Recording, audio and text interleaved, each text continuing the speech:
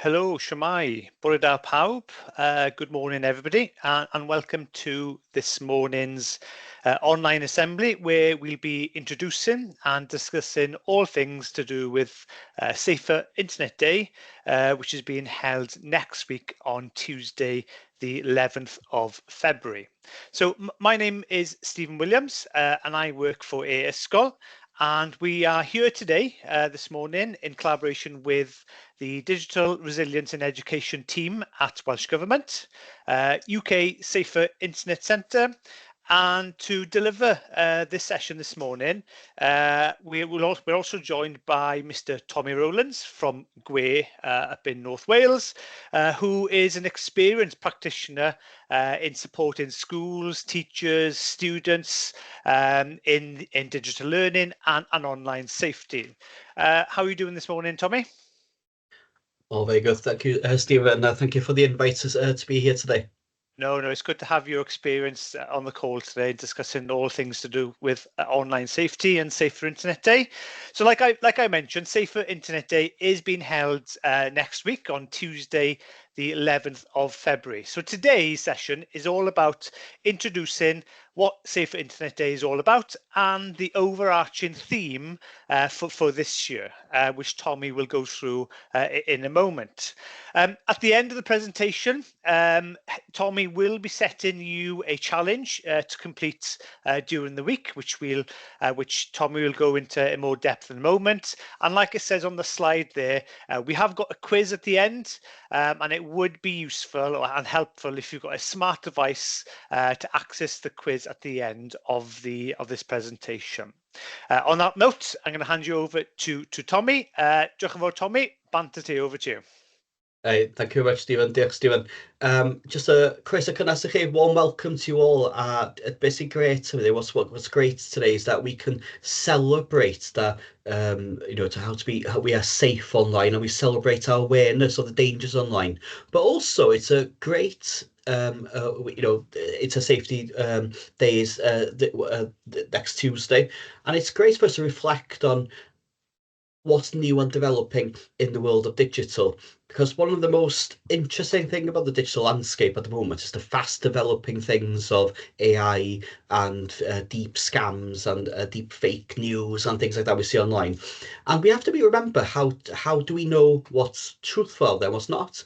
And the theme this year about the UK Inter Safety Centre is it too good to be true, or protect yourselves from scams? And I might put Stephen on the spot a little bit today. I'm very sorry in advance for that, Stephen. I've got a few questions for you, okay? No, that's fine. And what's quite nice is that, did you know the Inter Safety Day is celebrated in over 170 countries worldwide, and is celebrated the same date every year, which is Tuesday, the 11th of February. So this is a pre-session. And what we're going to do today is we're going to talk about online scams and how to be safe online, what to look out for. And then we got a little quiz for you. And we've also got a little takeaway session where you can do some bit on Adobe Express on how to be safe online, online scams. And this time next week, we'll be celebrating the learning, and we might and all the work that we're able to show online. We might give out a few prizes as well, say thank you. So, all around the UK today, and all over the next week, we'll be celebrating Safer Internet Day, and this has become a very annual thing now over the last more than a decade, in fact. And it's a great thing to have, because we have to remember, not only is the internet such a great thing for us to be able to do our work, to communicate with people all over the world, it's also something we need to respect, and we need to be very careful while using, to make sure we're safe online. Now then, first of all, what is a scam? So, and when I ask this question to many people give me different answers, because their experiences of scams are different. And it's always an interesting thing, because it's such a wide thing, and people don't realize sometimes what actually is a scam and what's not a scam, and what's fake news and what's fake news, but it all comes together. An example would be a scam is a way of tricking people into handing over money, valuable items, or personal information. Now I'm going to give you a quiz, first question quiz there, to put you on the spot now. What do you think is the most valuable piece of information that a hacker would want to steal from you and sell to somebody else online? What is the most valuable item, do you think? Um, that's a really good question. So obviously sharing data, it could be your name, it could be date of birth, address. So all those are personal data that scammers are looking to extract from you. I would say possibly probably bank details, possibly, especially if they're trying to scam you of your money. Maybe that's the biggest piece of information that they would want from you. Well, Stephen, you've answered all of them straight away there. All of those are extremely valuable pieces of information. But the problem hackers had before is that we were getting quite savvy. We were protecting ourselves. We weren't publishing that information widely on the internet. We wouldn't give our bank details out openly. We would make sure that any social media accounts we would have wouldn't have our full date of birth and our address on it, for example, for our own privacy and our safety. So what hackers are doing now is targeting email accounts. And the most valuable thing now people hackers try to get is your Stephen and my personal email account, because in that email account most probably we've emailed somebody quite close to us our bank details to transfer some money over to us for that takeaway the last weekend or something like that, or we've say happy birthday to somebody via email that has a date of birth, or oh, here's my address and things like that. So hackers want to gain access to people's email accounts because inside our email accounts, in that inbox that we have, is all the valuable piece of information they can have to be able to scam us. So we have to be very, very careful about how we can protect our email account in particular, because in that is very sensitive information, and we're going to talk a bit more later about that later, about two-factor authentication or what makes a complex password. But don't forget as well, scams can happen both offline and online. An example that would be you could get a letter through the post saying that we've got a special offer for you and a website on there. You go on that website and then you would then enter your bank details, and that's how they'll scan you. So you have to be quite wary of all sources of information, offline and online. Online scams can be seen on websites, in games and emails, and in particular now, text messaging. We're going to go a couple of examples out later. But games is quite an interesting one. Mobile phones. Some people have games on mobile phones that have in-app purchases, and then sometimes these games will have secret in-app purchases, and they collate that your bank details through that, and they'll keep on billing you constantly. Then, so we have to be quite careful when we download online games on our mobile devices to make sure is it from a trusted source, and be careful that when we do buy things online, it's from trusted sources.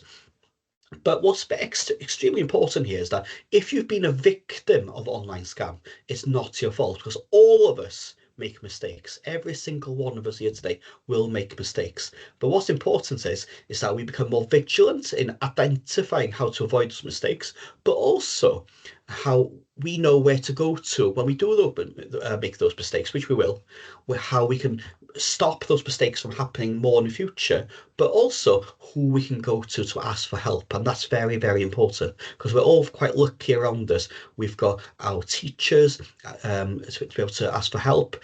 We've got our parents. We've got somebody we can trust at home. And we've got some organisations as well. I can point you to them later on.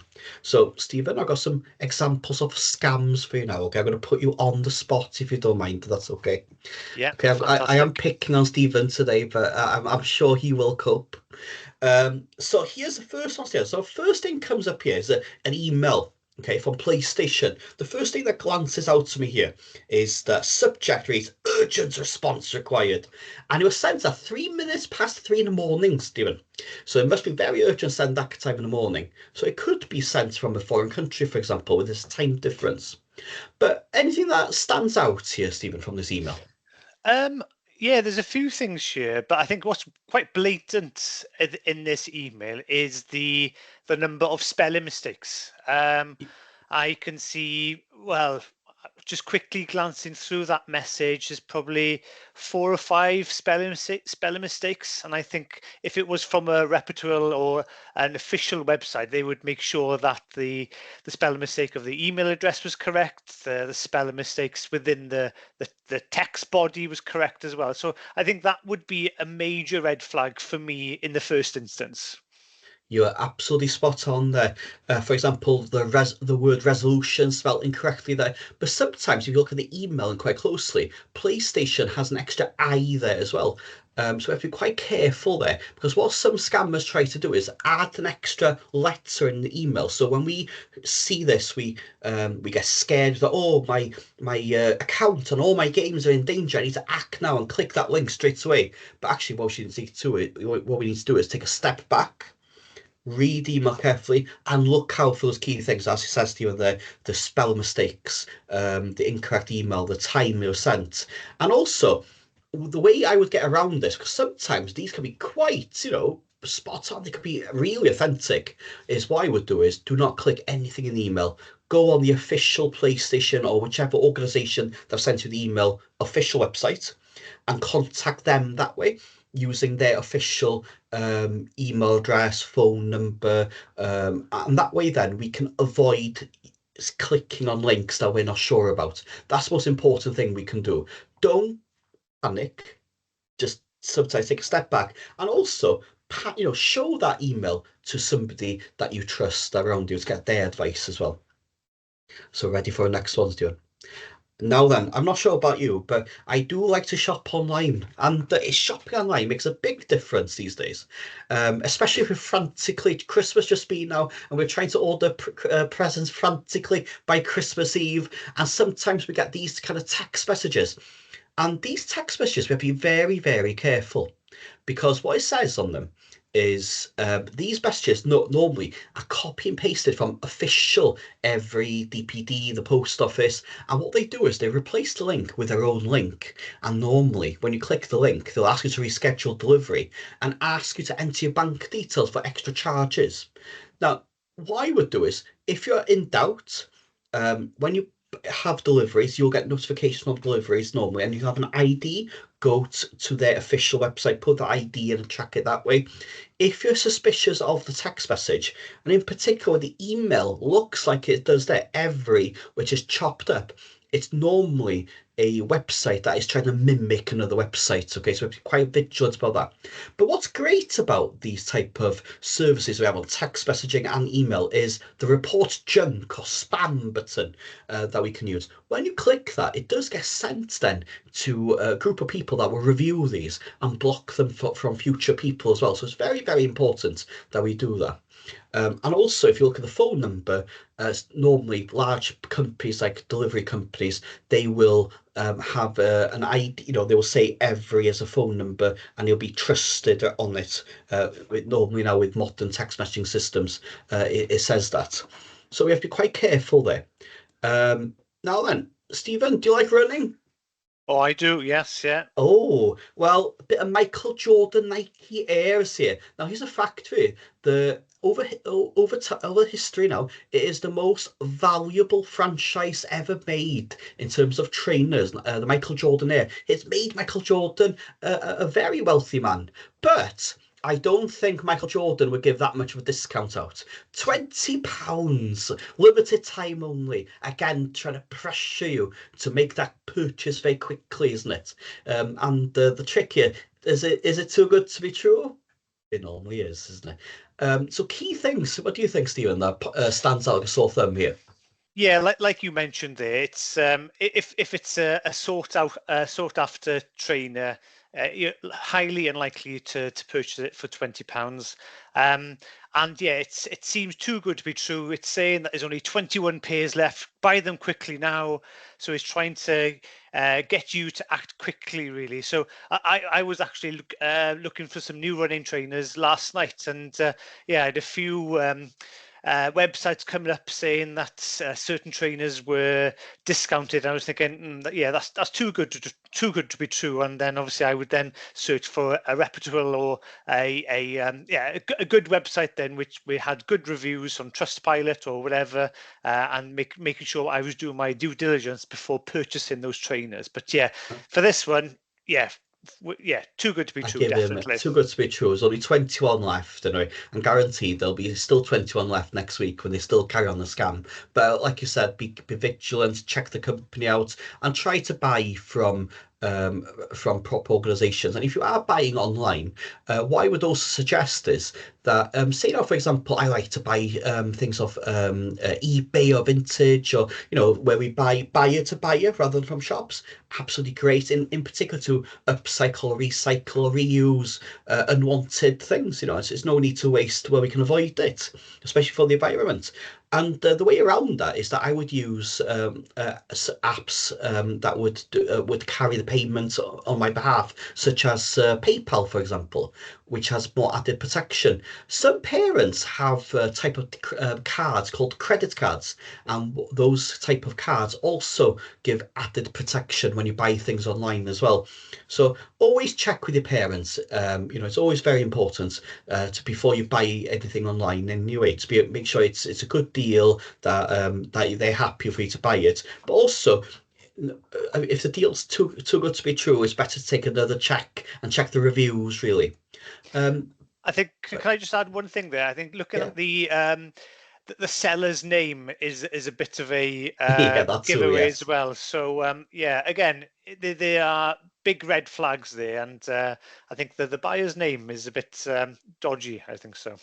Yeah, crap buyers, seller. You're completely right there, Stuart. Yeah, Uh, But but we're seeing more and more these type of scans, and these are very concerning. Now, there is no such thing as a miracle cure these days, and you see such things online advertising weight loss drugs you could buy online, some miracle hair grow, maybe that'll be great for me, or maybe some pills to help us become fit and healthy. And never buy these type of things, medicine online from people you don't know. It's always important that you contact your doctor, your pharmacy, your school nurse, your parents to check, if you need anything like this, have that discussion with them. Because sometimes we don't know really where these medicines or what's in them, and people do buy them.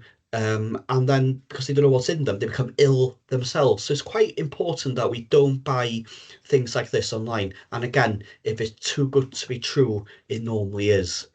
Yeah. And then I think we've got time for one more of these, Stuart, if that's all right. yeah, of And course. the last one is the man himself, Elon Musk. I think some of us who follow the news recently, we hear his name every day. Now, this is a very interesting one because this social media account is mimicking him. It's pretending to be Elon Musk. And what it's trying to do is try to get people to go on this website and buy cryptocurrency. But we have to be careful, because what happens is when you put your bank details in, most probably that website will just disappear and you'll never see your money again. Again, if it's too good to be true, it normally is. So we have to be very, very careful when we buy things online like that. And be careful. We know, what is a fraudulent website, what's not. But how can we keep ourselves safe? Well, as I said earlier, using strong and separate passwords. So we have different passwords for different things we use online. We have strong passwords that contain numbers, letters, symbols, long passwords, and does not include your cat, your dog, and any other pets you might have at home and things like that. It needs to be a strong password to make sure people can guess it.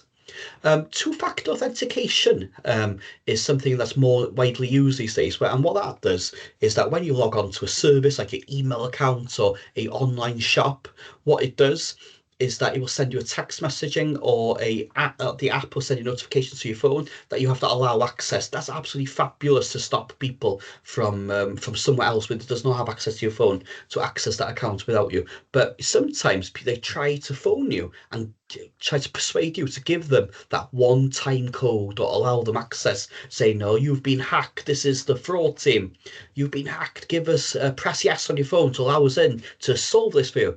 Be wary. Again, hang up, phone your bank or the shop you're contacting, you're trying to buy some things from, through an official website or the official contact details to avoid that from happening. And always, take good cautions buying things online.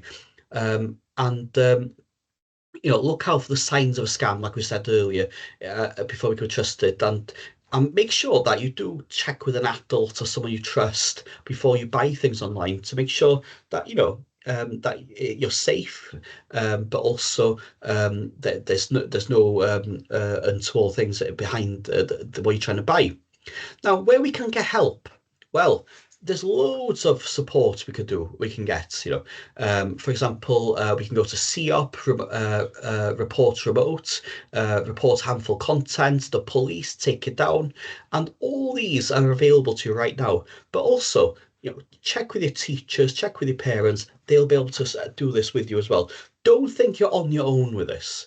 And that's why people, in particular, the type of scams sometimes people do is maybe say something about somebody else online that they shouldn't, and then someone screenshots it and shares it. The moment you put something online, you lose control, and that's something you want to avoid. And in particular, when people share images of themselves online to somebody else, for example, never do that. Never put something online you would not be comfortable for your parents to see, because the moment you click that send button, you lose control. Somebody else can screenshot it, take copies of it. You lose control of that, okay? You need to be very careful with sharing anything online, including your name, your date of birth, and any images online or where you live and things like that. Because the moment you post it online, even though you might take it off later, you never know how many times it's been replicated or copied. So you have to be very, very careful with that. Now then, I hope you've been listening because we have a challenge for you. And the challenge is we would like you, and we're going to do this next week, in the next week's session, is we're going to celebrate the learning. We are going to ask you to use Adobe Express to create on Hub. We're quite very lucky in Wales with Hub because we've got our online learning platform gives us access to Adobe Express for free. And this is an amazing platform to be able to develop our creative skills. So I'd like you using these slides, and I'll be sharing these slides with this link with your teachers in the chat now. So your teachers can have a copy of these slides, but also this form, which the pupils or your teachers can fill out and send us copies of your work. So you could do a video, you could do a graphic, you could do a web page, you could do an animated character, and just do a discussion or information about today. And you can use these slides to put in. What we're looking for is keep it simple. The audience might be a bit younger from you. Try to say how to be safe online, prioritize short and sweet, what you want to say, and also be sensitive about some of the more sensitive topics, like, for example, sharing images or personal information online. We're quite sensitive out there, what we put on there, okay? And what we like you to do is once you've created your graphic or your video or your web page or your animated character, you can share that link then in the Microsoft Forms. And then next week, we'll be selecting a few of them, and a couple of you who will be shown will be sent prizes. Say thank you for participating in it, and we can celebrate your learning. Now then, but before that, we also have a quiz for you. And am I going over to you now, Stephen, for the quiz? Yeah, of course. And, I think, yeah, thank you for that, Tommy. I think that little challenge there, it's a great way of engaging and just sharpening the focus on how to keep safe online and how to avoid scams. So thank you for that.